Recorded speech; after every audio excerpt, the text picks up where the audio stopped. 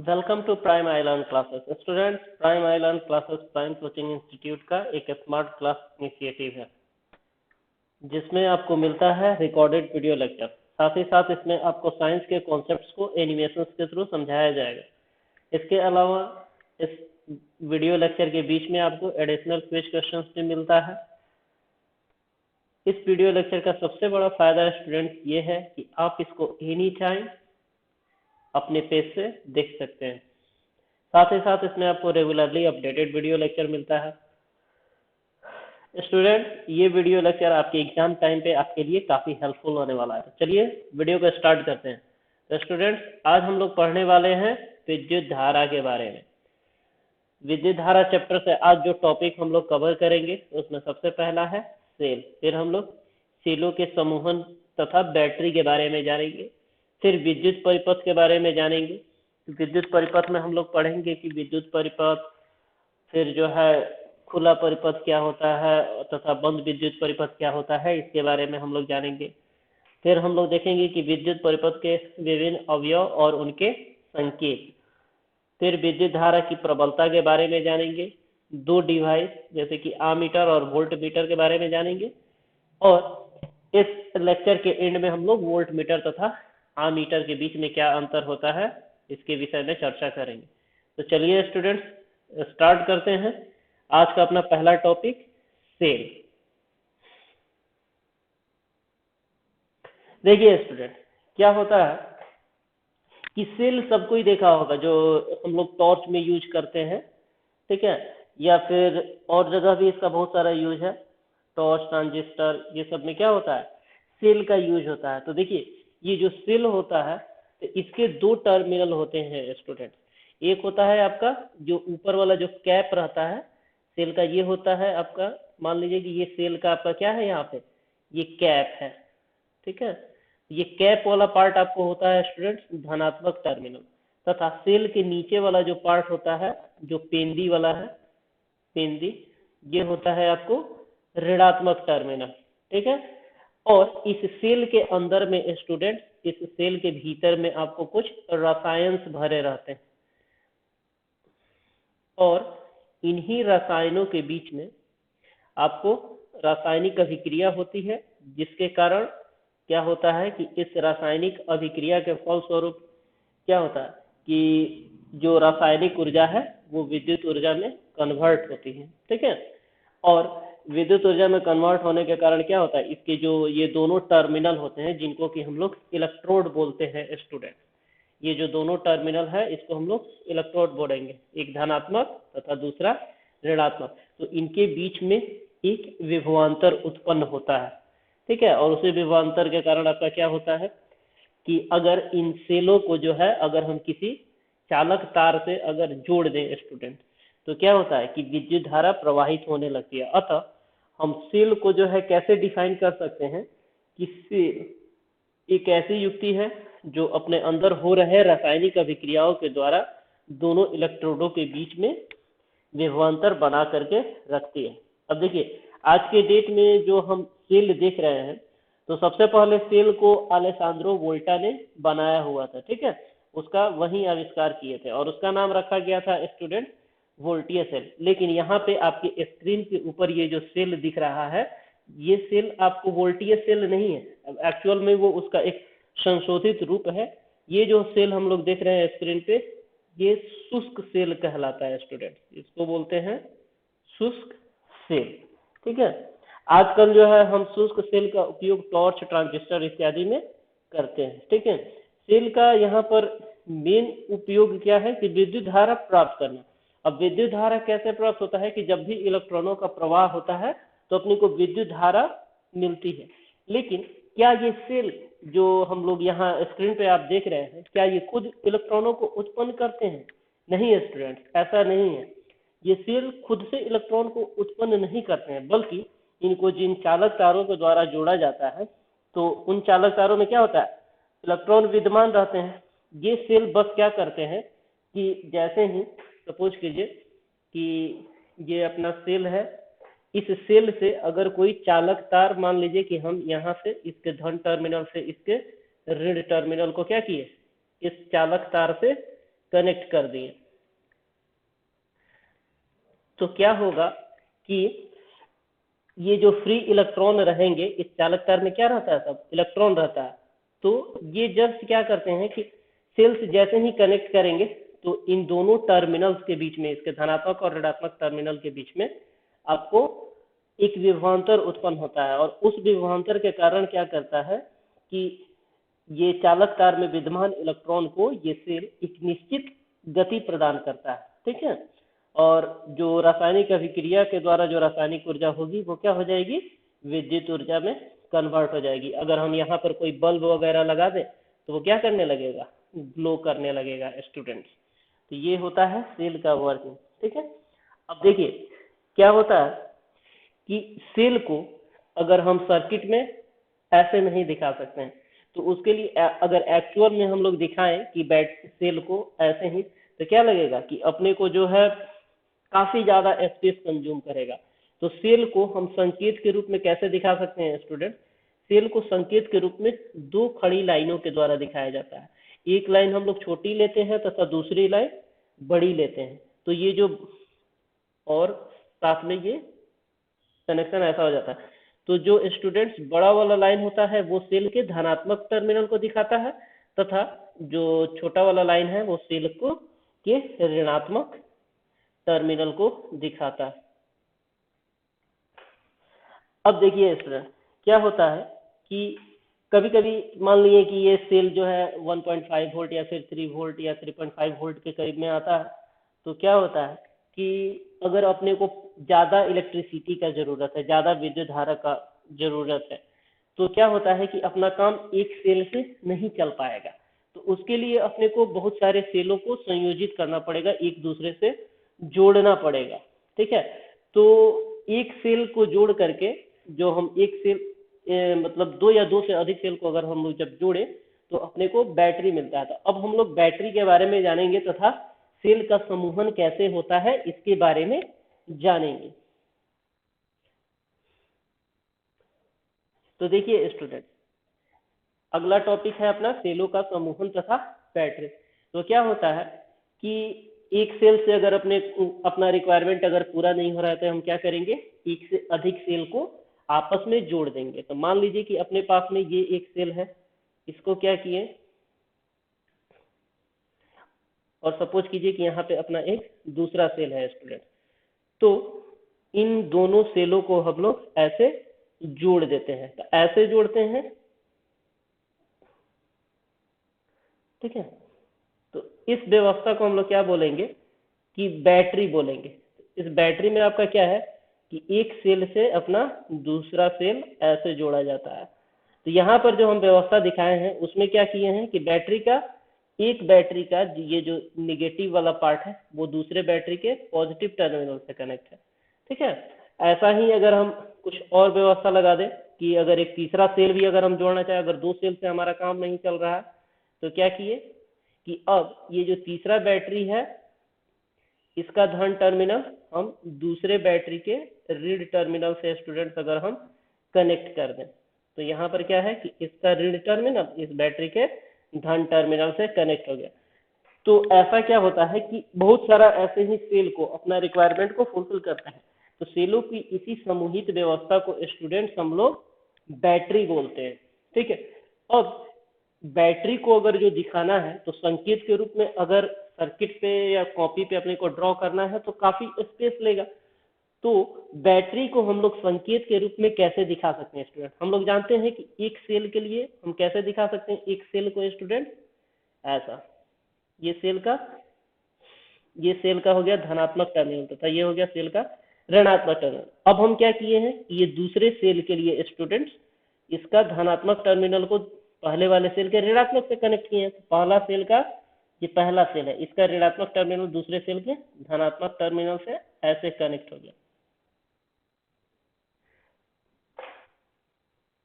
धनात्मक टर्मिनल। और ये दूसरे सेल का जो ऋणात्मक टर्मिनल है तीसरे सेल के धनात्मक टर्मिनल से कनेक्टेड है स्टूडेंट्स। तो हम क्या किए, इस सेल के ऋणात्मक टर्मिनल को तीसरे सेल के धनात्मक टर्मिनल से स्टूडेंट्स कनेक्ट कर देते हैं और इसको एक तार से हम लोग जोड़ देते हैं। तो अपने को एक समूहित व्यवस्था। तो स्टूडेंट्स इस तरह से जो है हम ये तीसरा सेल है अपना, तो इसको हम ऐसे दिखा सकते हैं। ठीक है, तो इस तरह से जो है हम सेलों को समूहन को सांकेतिक रूप में दिखा सकते हैं। अब देखिए स्टूडेंट, सेलों को क्या केवल इसी प्रकार से समूहित किया जा सकता है? नहीं है। देखिए सेलों का एक्चुअल में समूहन एक तो ऐसे हो सकता है और दूसरा भी तरीका है। तो इस समूहन का क्या नाम है, इसको थोड़ा सा और डिटेल में हम लोग जानते हैं। तो देखिए सेलों का समूहन स्टूडेंट्स दो तरीके से हो सकता है। ठीक है, तो पहला आपका कहलाता है, एक समूहन का युक्ति है आपको सेलों का श्रेणी क्रम समूहन। तो देखिए स्टूडेंट, सेलों का श्रेणी क्रम समूहन क्या होता है कि जब कभी भी हम एक सेल के ऋणात्मक टर्मिनल को दूसरे सेल के धनात्मक टर्मिनल से तथा दूसरे सेल के ऋणात्मक टर्मिनल को तीसरे सेल के धनात्मक टर्मिनल से कनेक्ट कर दें, तो अपने को सेलों का एक श्रेणी क्रम समूहन मिलता है, जैसा कि हम लोग पहले देखे हैं अभी। तो सपोज कीजिए ये अपने पास में एक सेल है,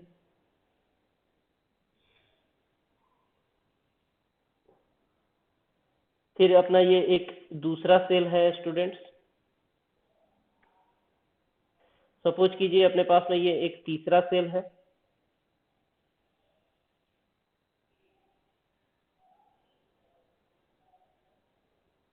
अब इन सेलों को अपने को कनेक्ट करना है।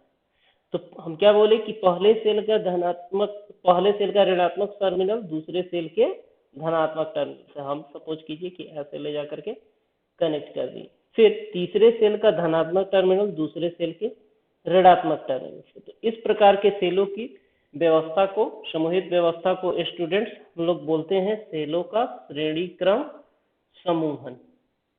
ठीक है, तो आखिर इस श्रेणी क्रम समूहन की आवश्यकता कब पड़ती है स्टूडेंट?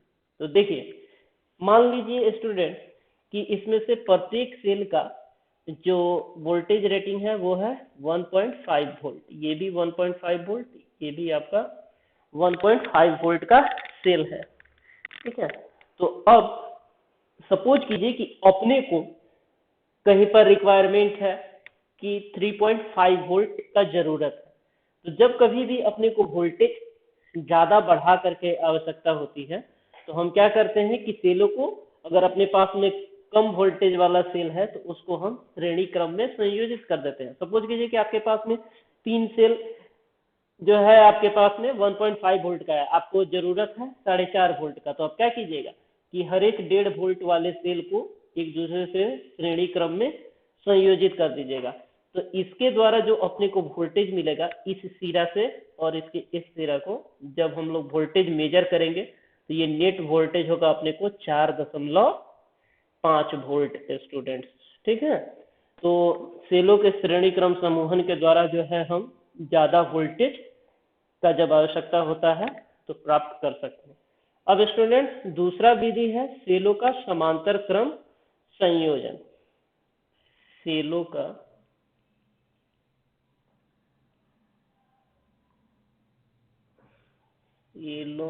का समांतर क्रम समूहन। तो देखिए स्टूडेंट, सेलों के समांतर क्रम समूहन में क्या होता है कि हम जो भी अपने पास में सेल है उसके सभी सेलों के धनात्मक टर्मिनल को एक साथ तथा उन सभी सेलों के ऋणात्मक टर्मिनल को एक साथ कनेक्ट कर देते हैं, तब अपने को जो है सेलों का समांतर क्रम समूहन मिलता है। सपोज कीजिए अपने पास में 3 सेल कुछ ऐसे हैं, ये अपना पहला सेल है, ये अपने पास में एक दूसरा सेल तथा ये अपना तीसरा सेल है। अब स्टूडेंट्स इन तीनों को जो है एक साथ जोड़ना है, तो क्या करेंगे कि एक वायर ले लेंगे और इस वायर से क्या करेंगे कि इन सेलों के सभी धनात्मक टर्मिनल को स्टूडेंट एक साथ ऐसे कनेक्ट कर दें तथा इनके सभी ऋणात्मक टर्मिनल को एक साथ कनेक्ट कर देते हैं, तब अपने को जो है सेलों का समांतर क्रम समूहन मिलता है स्टूडेंट। अब समांतर क्रम समूहन को स्टूडेंट्स हम लोग संकेत के द्वारा कैसे दिखाएंगे? तो देखिए, अपने पास में कुछ नहीं करना, अपने पास में 3 सेल है, ठीक है। अब इन तीनों सेलों को समांतर क्रम में दिखाना है। तो मान लीजिए कि अपना पहला सेल ये हो गया, इसके 2 टर्मिनल, ये अपने पास में एक दूसरा सेल है, और ये हो गया अपने पास में तीसरा सेल। तो समांतर क्रम समूहन में क्या है, ये तो सबका धनात्मक है और ये वाला ऋणात्मक पार्ट है।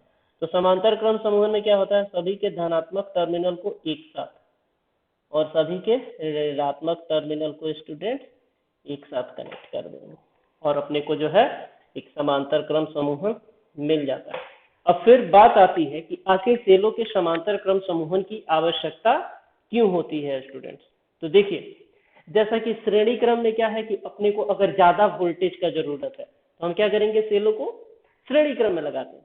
तो एक इसी प्रकार से जब अपने को ज्यादा करंट का आवश्यकता होता है, ज्यादा विद्युत धारा की आवश्यकता होती है, तब हम लोग सेलों को समांतर क्रम में समूहित करते हैं स्टूडेंट, ठीक है। तो सपोज कीजिए कि अगर इस सेल से आपको मान लीजिए कि 0.1 एम्पियर का धारा मिल रहा है, यहाँ से भी 0.1 एम्पियर का, यहाँ से भी 0.1 एम्पियर का, तो क्या होगा कि अगर अपने को 0.3 एम्पियर का चाहिए धारा, तो इन तीनों सेलों को हम क्या करेंगे, समांतर क्रम में समूहित कर देंगे। तो समांतर क्रम में समूहित करने के बाद में स्टूडेंट्स अपने को क्या मिलता है, 0.3 एम्पियर का धारा मिल जाता है, ठीक है स्टूडेंट्स।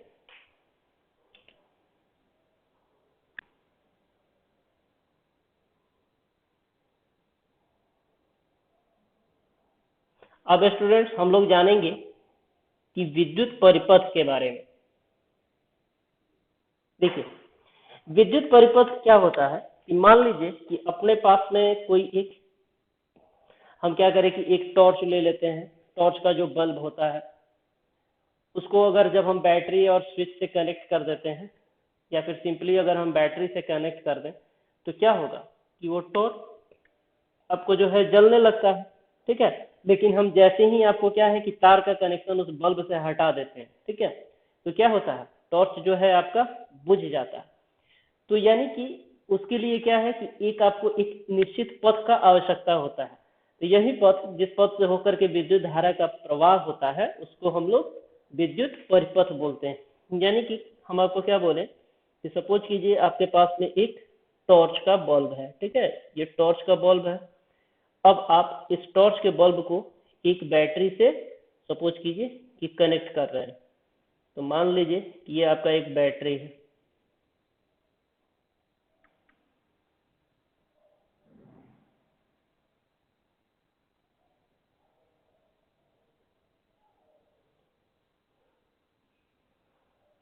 तो इसको आप ले जा करके इसके एक एक ऋणात्मक टर्मिनल से और बल्ब का दूसरा सिरा आप धनात्मक टर्मिनल से जैसे ही कनेक्ट करते हैं, क्या होता है, बल्ब आपका जलने लगता है स्टूडेंट। लेकिन अब क्या है कि आप जैसे ही यहाँ से कनेक्शन अगर कहीं से छुड़ा दिए तो क्या होगा, ये बल्ब आपका जलना बंद हो जाता है, बल्ब आपका बुझ जाता है। तो यानी कि यही जो आपका जिस पथ से होकर के जो विद्युत धारा आपका प्रवाहित हो रहा था स्टूडेंट, वही पथ आपका क्या कहलाता है, विद्युत परिपथ। यानी कि ये टोटल आपका क्या है, एक विद्युत परिपथ का निर्माण कर रहा है, ठीक है। अब ये विद्युत परिपथ स्टूडेंट्स आपको 2 प्रकार का होता है, एक होता है आपको खुला विद्युत परिपथ तथा दूसरा होता है आपका बंद विद्युत परिपथ, ठीक है। तो देखिए, यहाँ पर हम आपको क्या बताया है कि जैसे ही हम यहाँ से तार से कनेक्शन हटा देते हैं, तो हटाने के बाद में क्या होता है, आपका जो है बल्ब बुझ जाता है, ठीक है। और जैसे ही ये कनेक्ट होता है आपका बल्ब जलने लगता है, ठीक है। तो इसी के आधार पर खुला और बंद परिपथ को बताया जाता है। तो आपका बंद परिपथ क्या होता है कि बंद परिपथ में जब आपका परिपथ पूरा हो, यानी कि टोटल एक दूसरे से कनेक्टेड हो, तो आपका वो कहलाता है बंद परिपथ। तथा अगर वो पूरा नहीं है सर्किट, तो वो आपका कहलाएगा खुला परिपथ। जैसे कि सपोज कीजिए यहाँ अपने पास में एक बल्ब है, ये बल्ब है अपना, तथा हम एक बैटरी लिए हुए हैं। अब क्या है कि इस बल्ब का इस बैटरी से कनेक्शन करना है। ठीक है।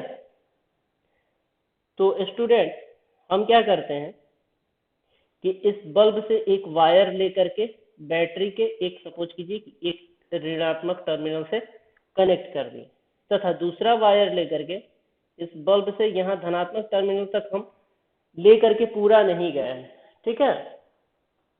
तो क्या है कि यहाँ बैटरी से कनेक्शन है क्या? इसका नहीं है। बैटरी और वायर के बीच में आपका कुछ जगह बच जाता है, तो मतलब ये परिपथ आपका पूरा नहीं है और इस स्थिति में आपका बल्ब नहीं जलेगा। क्यों नहीं जलेगा? क्योंकि परिपथ पूरा नहीं है। उसको सप्लाई जब तक यहाँ से ये कनेक्ट नहीं होगा, आपको जो है करंट का सप्लाई नहीं होगा और इसी कारण आपका बल्ब नहीं जलता है। तो इस प्रकार के परिपथ को स्टूडेंट हम लोग बोलते हैं खुला परिपथ। अब हम लोग बात करते हैं बंद परिपथ की। तो स्टूडेंट बंद परिपथ में क्या होता है कि सपोज कीजिए कि आपके पास में एक बल्ब है, ठीक है, और एक बैटरी है। अब हम क्या करते हैं कि बल्ब के एक टर्मिनल को जो है बैटरी के धनात्मक टर्मिनल से कनेक्ट कर दें तथा बल्ब का दूसरा टर्मिनल जो है हम बैटरी के ऋणात्मक टर्मिनल से कनेक्ट कर देते हैं। स्टूडेंट हम जैसे ही इस बल्ब को कनेक्ट करते हैं बैटरी से, तो ये यहाँ पर देखिए कहीं से कोई कनेक्शन छूटा है क्या? कहीं से कोई कनेक्शन नहीं छूटा, यानी कि ये परिपथ जो है अपना पूर्ण है, ये परिपथ अपना पूर्ण है, ठीक है। तो इस प्रकार के परिपथ से होकर के विद्युत धारा का प्रवाह आपको होता है और विद्युत धारा का प्रवाह आपको धनात्मक टर्मिनल से ऋणात्मक टर्मिनल की तरफ होता है। इसी को स्टूडेंट्स हम लोग बोलते हैं इस प्रकार के परिपथ को बंद विद्युत परिपथ। अब देखिए स्टूडेंट क्या है कि इन परिपथों को जो है हम लोग एक्चुअल में अगर कॉपी पेन पे या फिर कहीं पर दिखाना हो तो एक्चुअल डायग्राम, मतलब कि एक्चुअल बल्ब या फिर ये बैटरी के साथ में दिखाना थोड़ा सा डिफिकल्ट होता है, ठीक है, थोड़ा सा मुश्किल काम है। तो इसके लिए क्या किया जाता है कि संकेत के द्वारा दिखाया जाता है, ठीक है। तो यानी कि किसी विद्युत परिपथ के विभिन्न अवयव की व्यवस्था को अगर उनको उनके संकेत के द्वारा, प्रतीक के द्वारा दिखाया जाए तो उसको हम लोग परिपथ आरेख बोलते हैं स्टूडेंट। तो सपोज कीजिए यहाँ पे जो हम लोग जो खुला परिपथ था, अगर इसके लिए अपने को परिपथ आरेख खींचना है तो इसके लिए परिपथ आरेख क्या होगा कि सबसे पहले अपना यहाँ पे एक बल्ब है, तो हम क्या करेंगे एक बल्ब के लिए सिंबल ले लेते हैं।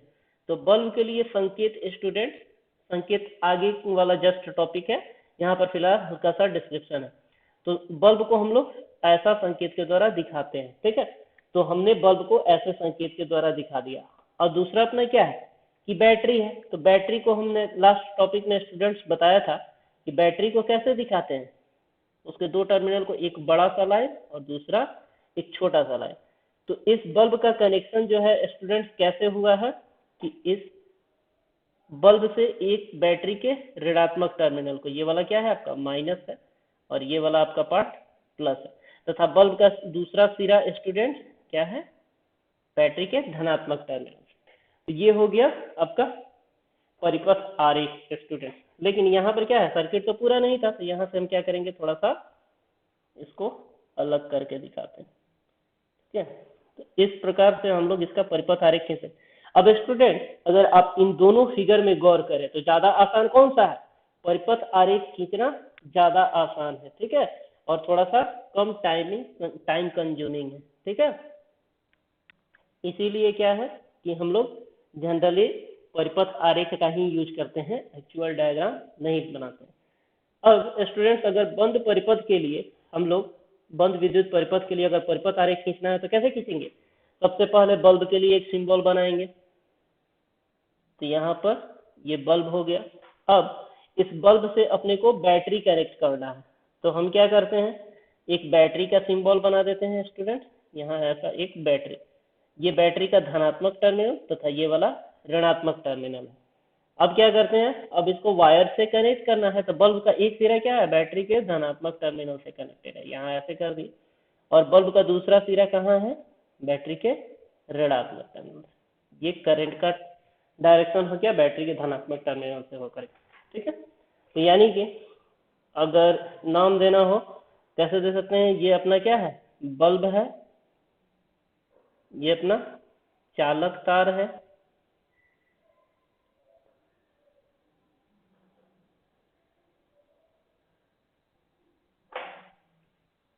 चालक तार तथा ये अपना क्या है, सेल है।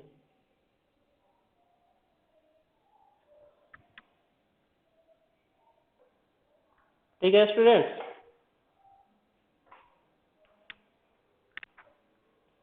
एक चीज हमेशा इसमें ध्यान में रखिएगा स्टूडेंट कि बैटरी के अंदर जो इलेक्ट्रॉन का फ्लो होता है, यहाँ देखिएगा बैटरी के अंदर इलेक्ट्रॉन का फ्लो कैसे होता है, पॉजिटिव से निगेटिव की निगेटिव से पॉजिटिव। तो बैटरी के अंदर में जो इलेक्ट्रॉन का फ्लो होता है वो होता है स्टूडेंट निगेटिव से पॉजिटिव। लेकिन जो विद्युत धारा का डायरेक्शन है, विद्युत धारा की दिशा कहाँ होती है, बैटरी के पॉजिटिव से निगेटिव। यानी कि इन शॉर्ट हम इसको कैसे लिख सकते हैं, इलेक्ट्रॉन का प्रवाह ऐसे लिख सकते हैं, इलेक्ट्रॉन का प्रवाह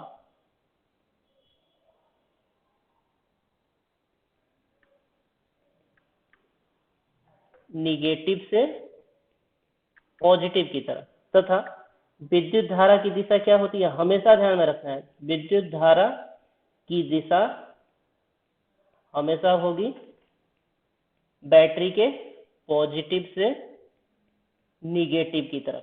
ये दो पॉइंट्स काफी इंपॉर्टेंट है, तो इसको हमेशा ध्यान में रखना है कि विद्युत धारा की दिशा हमेशा आपको बैटरी के पॉजिटिव टर्मिनल से लेकर के निगेटिव टर्मिनल की दिशा में होती है स्टूडेंट।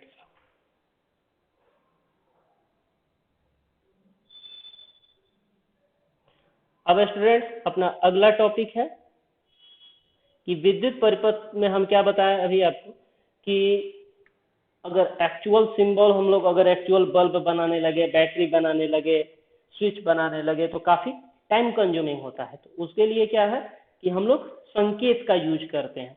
तो यहाँ आपकी स्क्रीन के ऊपर जो विद्युत परिपथ में अलग अलग जो अवयव यूज होते हैं उनका संकेत क्या होता है, इसी के बारे में स्टूडेंट दिखाया गया है। तो स्टूडेंट यहाँ पे आप देख सकते हैं कि एक सेल को हम लोग कैसे दिखाते हैं, दो सिंपल ऐसे लाइन के थ्रू, एक लाइन हम लोग बड़ा ले लेते हैं और दूसरा छोटा। तो जो बड़ा वाला होता है वो धनात्मक टर्मिनल को, छोटा वाला ऋणात्मक टर्मिनल। तथा एक बैटरी को स्टूडेंट्स कैसे दिखा सकते हैं, ऐसे बैटरी को जो है बहुत सारे सेलों के समूहन को जो है हम क्या बोलते हैं, बैटरी बोलते हैं। तो कनेक्ट करके एक चालक तार के लिए स्टूडेंट्स हम लोग एक सिंपल सीधा सा एक लाइन खींच सकते हैं। ठीक है। और जो तार संधि का मतलब ये है कि अगर दो तारों को जोड़ना है स्टूडेंट्स, हम क्या करेंगे, उसको संकेत के रूप में एक तार ऐसे दिखा दिए और दूसरा तार ऐसे ले जा करके, और जहां पे ये दोनों मिल रहा है वहां पर एक डॉट पॉइंट दे देते हैं। ठीक है।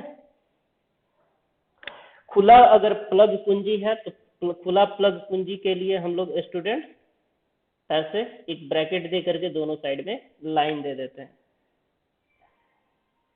और अगर खुला स्विच को दिखाना है तो दो डॉट ऐसे लाइन दे करके ऐसा, और बंद कुंजी को अगर दिखाना है तो ब्रैकेट के अंदर में एक डॉट दे करके दोनों साइड में लाइंस को दिखा सकते हैं। सिमिलरली बाकियों के लिए है बंद स्विच का ये सिंबल है।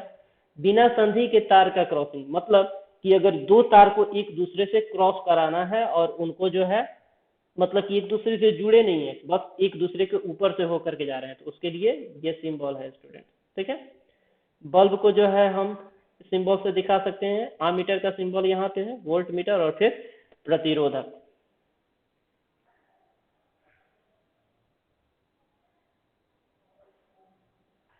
अब स्टूडेंट्स अपना अगला टॉपिक है विद्युत धारा की प्रबलता।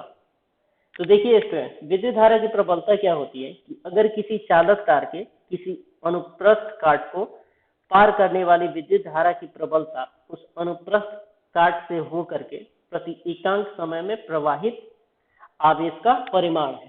ठीक है। अब इसका एक्चुअल मीनिंग क्या है इसको हम लोग समझने का कोशिश करेंगे।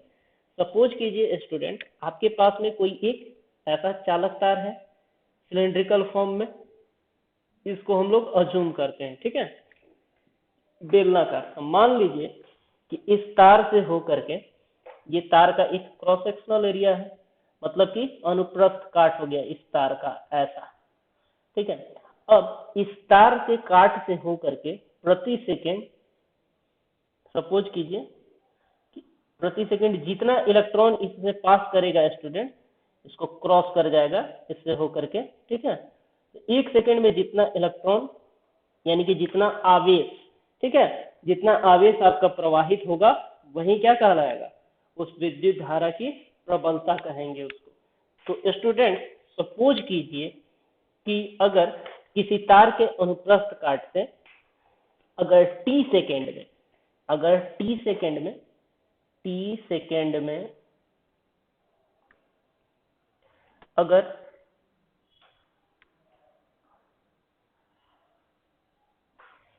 सेकेंड से बेहतर टर्म रहेगा कि अगर टी समय में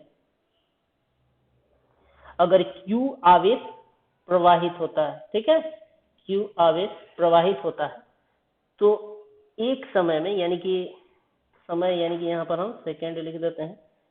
तो स्टूडेंट तो 1 सेकेंड में कितना प्रवाहित होगा,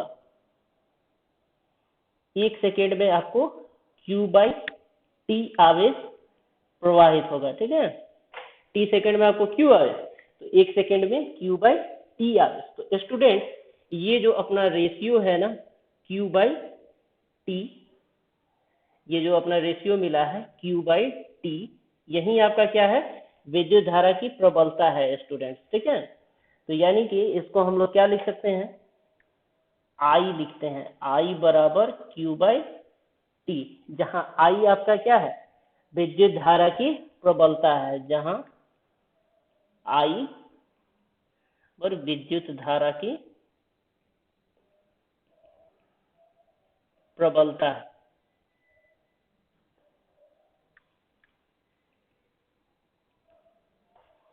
अब स्टूडेंट अब ये जो I होता है, इसका मतलब कि जो विद्युत धारा है उसका मात्रक क्या है। तो देखिए स्टूडेंट, जैसा कि विद्युत विभव का मात्रक आपका वोल्ट है, तो वैसे ही आपको विद्युत धारा का जो SI मात्रक है स्टूडेंट, विद्युत धारा का SI मात्रक, विद्युत धारा का SI मात्रक एम्पियर होता है स्टूडेंट,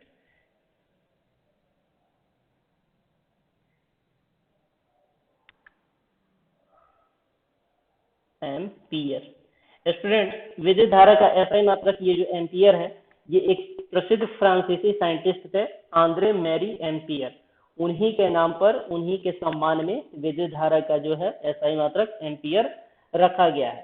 तो स्टूडेंट जैसे कि हम लोग वोल्ट को एक छोटा सा सिंबल V से सूचित करते थे, वैसे ही हम लोग एम्पियर को A से सूचित करते हैं, ठीक है।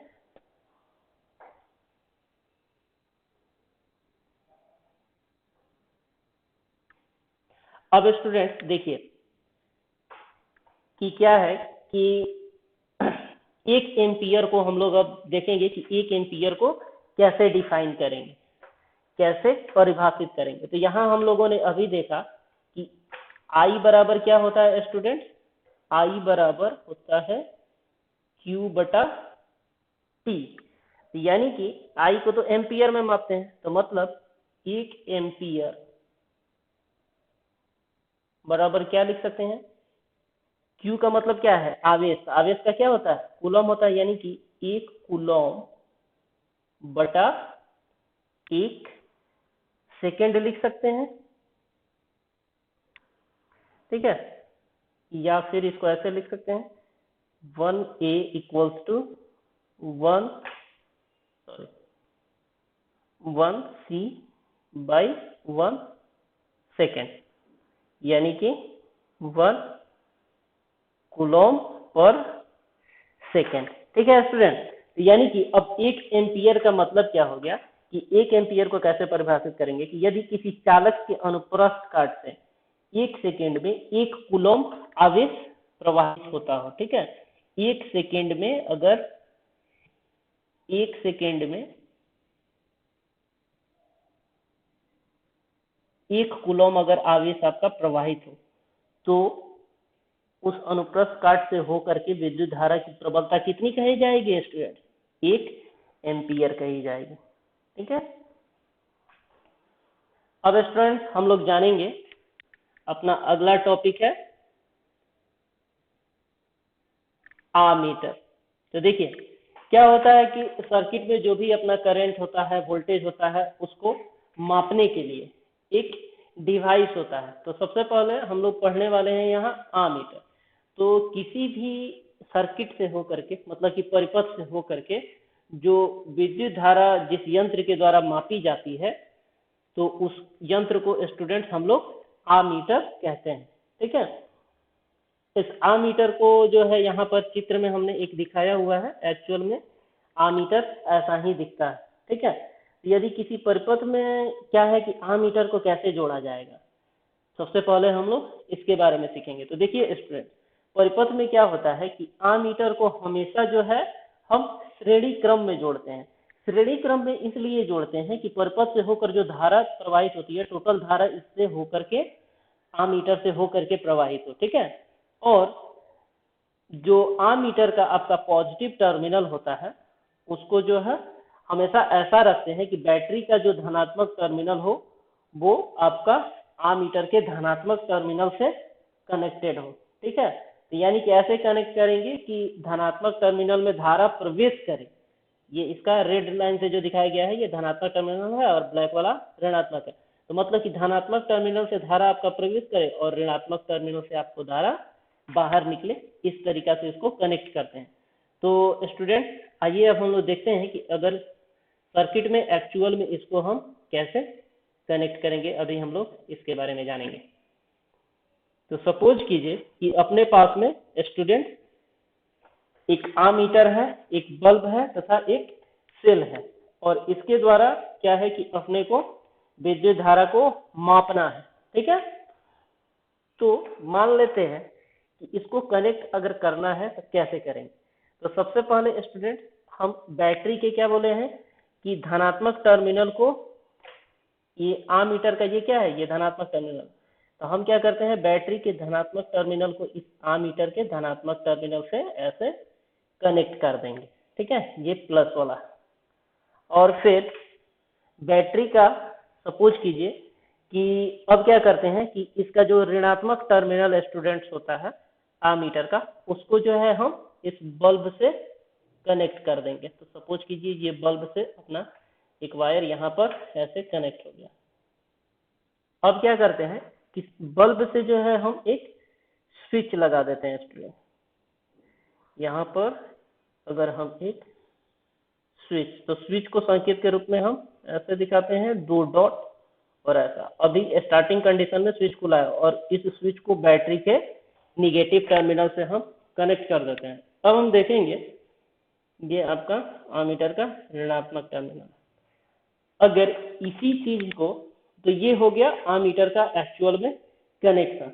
अगर इसी चीज को अगर हम परिपथ आरेख से दिखाना चाहें तो परिपथ आरेख से में कैसे कनेक्ट करेंगे, परिपथ आरेख से। ठीक है, तो यहाँ पर एक्चुअल स्विच नहीं दिखाए हैं, परिपथ आरेख में जो स्विच होता है वही वाला सिंबल यहाँ पर हम यूज किए हुए हैं। तो देखिए परिपथ आरेख में इसको कनेक्ट करने के लिए यहाँ क्या है, आमीटर है। तो देखिए स्टूडेंट, आमीटर का जो संकेत होता है वो क्या होता है, एक लेटर ए होता है और उसके अंदर में ये गोल सिंबल होता है, एक साइड धनात्मक तथा दूसरा साइड ऋणात्मक ऐसे होता है। ठीक है, तो देखिए अब परिपथ में कनेक्ट करने के लिए हम क्या करेंगे कि सबसे पहले हम एक बैटरी बना लेते हैं बैटरी के बदले में। तो हम यहाँ पर बनाए एक बैटरी। अब क्या किए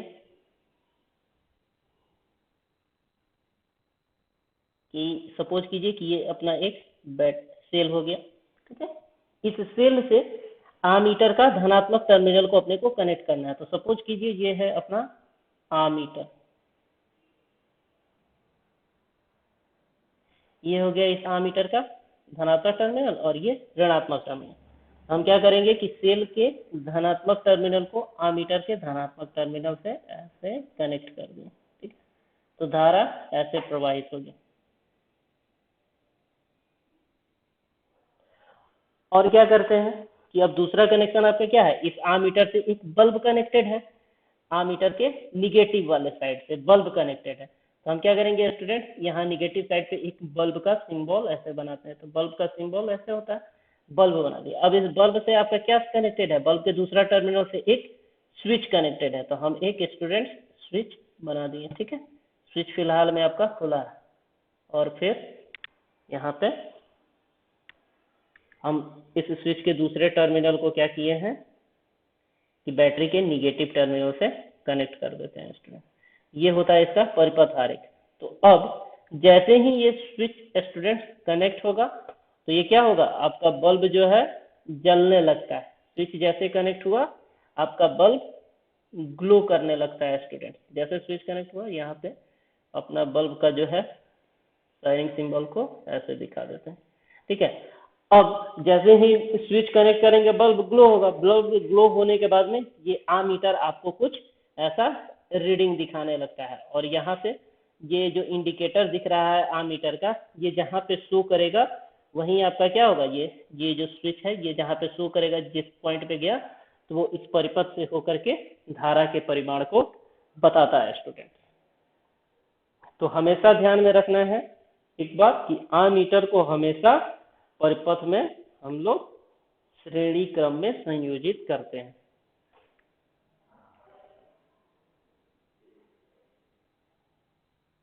अब स्टूडेंट हम लोग जानने वाले हैं वोल्ट मीटर के बारे में। देखिए स्टूडेंट, वोल्ट मीटर क्या होता है कि सर्किट में जब कभी भी अपने को परिपथ में अगर दो बिंदु के बीच में विभवांतर को मापने का अगर काम होता है तो हम लोग वोल्ट मीटर के द्वारा करते हैं। यहाँ पर चित्र में आपको एक वोल्ट मीटर दिखाया गया है। इस वोल्ट मीटर के दो टर्मिनल है, ये वाला है आपका पॉजिटिव तथा ये दूसरा है आपका निगेटिव टर्मिनल। अब देखिए वोल्ट मीटर का स्टूडेंट सिंबल क्या होता है, जो संकेत होता है वोल्ट मीटर का कुछ ऐसा होता है, ठीक है। ये पॉजिटिव और ये एक साइड निगेटिव। तो वोल्ट मीटर को संकेत के द्वारा हम ऐसे दिखाते हैं। अब हम लोग देखिए वोल्ट मीटर को परिपथ में कैसे कनेक्ट करेंगे इसके बारे में जानेंगे। तो देखिए स्टूडेंट, अगर हमारे पास अगर सपोज कीजिए कि दो तीन बल्ब है, किसी बल्ब के अक्रॉस जो है अगर अपने को वोल्टेज मेजर करना है, या फिर बैटरी ही लगा दिए उस बैटरी का वोल्टेज मेजर करना है, तो हम कैसे करते हैं कि सिंपल सा जो है जिसके अक्रॉस में वोल्टेज अपने को मापना है, तो इस आम वोल्ट मीटर के दोनों टर्मिनल को सपोज कीजिए कि अगर बैटरी के अक्रॉस मापना है तो बैटरी के दोनों टर्मिनल से जो है हम इसको कनेक्ट कर देते हैं। तो पॉजिटिव वाला को पॉजिटिव से और निगेटिव वाला टर्मिनल को निगेटिव से, और फिर ये वोल्ट मीटर जो है अपना वोल्टेज रीडिंग बताने लगता है।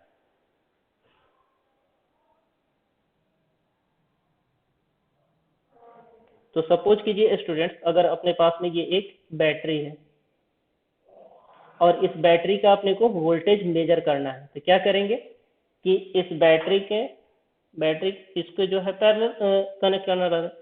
तो हम क्या करेंगे कि वोल्ट मीटर को इसके धनात्मक टर्मिनल को धनात्मक से कनेक्ट करेंगे और इसका जो ऋणात्मक टर्मिनल है बैटरी के ऋणात्मक टर्मिनल से ऐसे कनेक्ट करेंगे। तो ये वोल्ट मीटर अपने को एक रीडिंग देगा। सपोज कीजिए अगर ये 1.5 वोल्ट का बैटरी है, ये आपका वोल्ट मीटर यहाँ पे रीडिंग 1.5 का आपको शो करेगा। ऐसे इसका जो नीडल है 1.5 पे चला जाएगा, ठीक है। तो इस तरीके से जो है हम किसी भी डिवाइस का जो है वोल्टेज मेजर कर सकते हैं। अब हम यहाँ पर देखेंगे कि सर्किट में जो है वोल्ट मीटर का समायोजन कैसे होता है। तो मान लेते हैं स्टूडेंट्स, अपने पास में दो बल्ब सीरीज में यानी कि श्रेणी क्रम में कुछ ऐसे जोड़े गए हैं। तो सपोज कीजिए कि ये अपना एक बल्ब है, ये अपना एक दूसरा बल्ब है,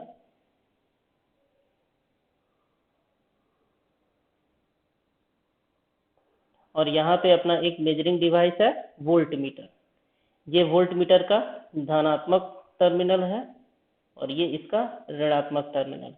तो सपोज कीजिए कि सर्किट में कनेक्शन अपना कुछ ऐसा है कि इन दोनों बल्ब्स को सीरीज में कनेक्ट किया गया। तो यहाँ पर हम क्या किए, इस बल्ब को ऐसे कनेक्ट कर रहे हैं, ठीक है। और बैटरी का एक धनात्मक टर्मिनल जो है कनेक्ट हो गया इस बल्ब के पहला बल्ब के एक सिरा से। मान लीजिए कि ये बल्ब है L1 तथा ये दूसरा बल्ब है अपने को L2, ठीक है। और बैटरी का जो ऋणात्मक टर्मिनल है, सपोज कीजिए कि यहाँ पर एक हम स्विच लगा दिए, ठीक है स्टूडेंट, और इस बल्ब से इस स्विच को कनेक्ट कर दें। तो हम जैसे ही कनेक्ट करते हैं स्विच को, तो क्या होता है, अपना बल्ब स्टूडेंट्स ग्लो करने लगता है। ठीक है, सपोज कीजिए ये बल्ब आपका स्विच दबाते ही जल उठा। अब अपने को क्या है कि अगर वोल्टेज मेजर करना है, तो सपोज कीजिए कि अपने को इस बल्ब L1 के अक्रॉस में वोल्टेज मेजर करना है, तो कैसे कनेक्ट करेंगे कि इसके जो धनात्मक टर्मिनल है, तो क्या करेंगे, बैटरी का ये धनात्मक साइड है ना स्टूडेंट यहाँ पे, तो करंट का फ्लो तो ऐसे होगा। तो हम क्या करेंगे कि वोल्ट मीटर का जो धनात्मक टर्मिनल है बैटरी के धनात्मक साइड, अगर L1 के लिए अपने को मेजर करना है वोल्टेज L1 के लिए अभी, तो हम क्या करेंगे,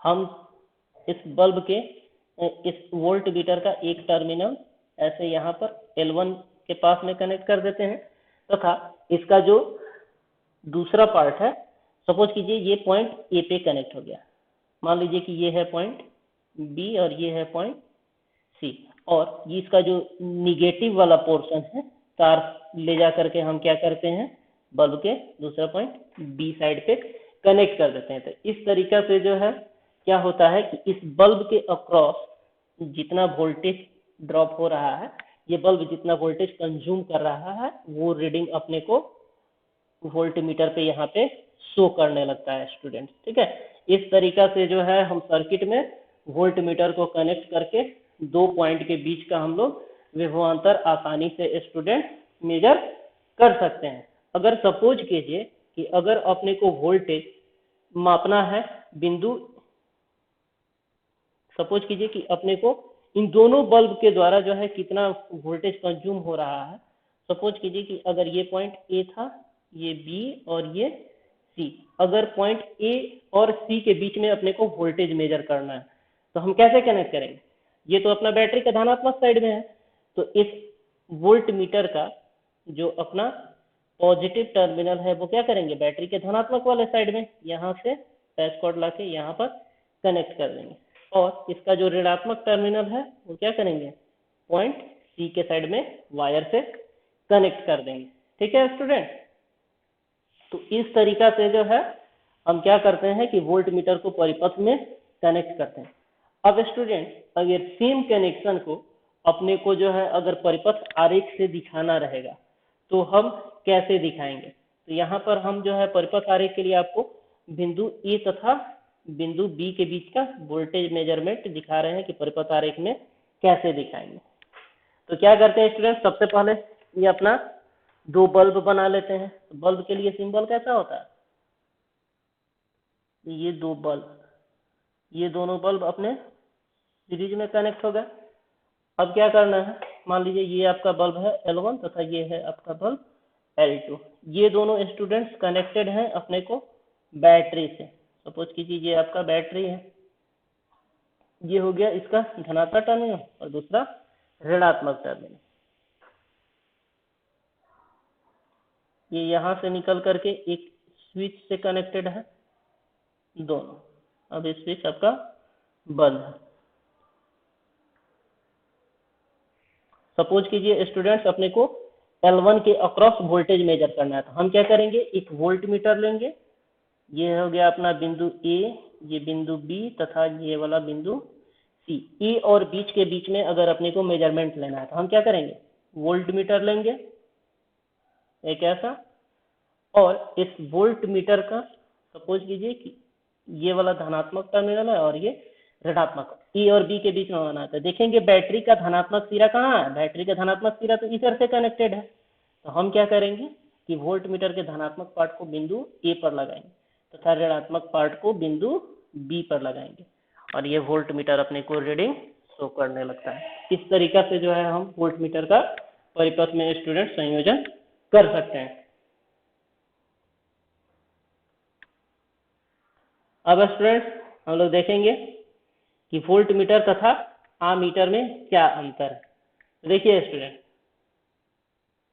आमीटर का यूज कहाँ होता है, आमीटर का यूज होता है करंट मापने के लिए, मतलब कि धारा की प्रबलता को मापने के लिए, तथा वोल्ट मीटर का कहाँ यूज होता है, किसी भी दो बिंदु के बीच के विभवांतर को मापने के लिए वोल्ट मीटर का यूज किया जाता है। अब देखिए आमीटर को हमने कैसे लगाया हुआ था, श्रेणी क्रम में लगाया हुआ था, तो मतलब कि आमीटर को परिपथ में श्रेणी क्रम में जोड़ा जाता है। तथा वोल्ट मीटर को हम लोग कैसे मेजर किए थे, कैसे लगाए हुए थे, वोल्ट मीटर को परिपथ में समांतर क्रम में लगाया था, वोल्ट मीटर को समांतर क्रम में जोड़ा जाता है। अब देखिए क्या होता है कि जो आमीटर होता है उसका स्केल आपका किस पे रहता है, आमीटर का स्केल आपका एम्पियर में रहता है, क्योंकि करंट मापा जाता है तो करंट आपको एम्पियर में मापा जाता है, तथा वोल्ट मीटर का स्केल आपको वोल्ट में रहता है, क्योंकि वोल्टेज का मात्रक आपका क्या है, वोल्ट है। ठीक है,